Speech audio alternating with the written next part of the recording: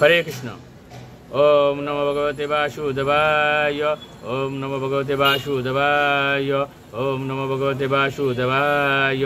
শ্রীমদ্ ভগবদ গীতা একাদশ অধ্যায় বিশ্বরূপ দর্শন যুগ শ্লোক 52।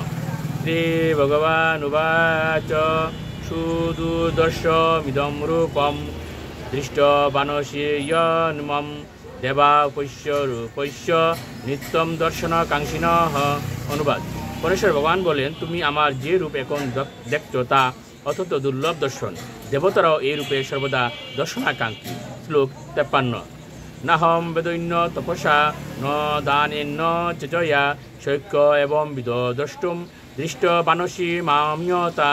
অনুবাদ: তুমি তোমার দিব্য চক্ষুর দ্বারা আমার যে রূপ দর্শন করছো সেই প্রকার আমাকে বেদ অধ্যয়ন তপস্যা দান ও পূজার দ্বারা কেউই দর্শন করতে সমর্থ হয় না।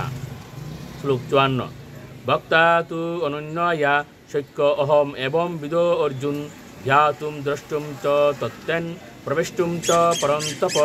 অনুবাদ: এ অর্জুন, এ পরন্তপ অনন্য ভক্তি দ্বারাই কিন্তু এই প্রকার আমাকে তত্ত্ব জানতে, প্রত্যক্ষ করতে এবং আমার চিন্ময়ধামে প্রবেশ করতে সমর্থ হয়। শ্লোক 55।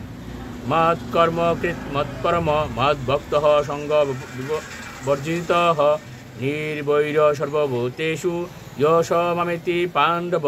অনুবাদ: হে অর্জুন, যিনি আমার অকৈতব্য সেবা করেন, আমার প্রতি নিষ্ঠাপরায়ণ, আমার ভক্ত, জড় বিষয়ে আসক্তি রহিত এবং সমস্ত প্রাণীর প্রতি শত্রুভাব রহিত, তিনি আমাকে লাভ করেন। হরে কৃষ্ণ।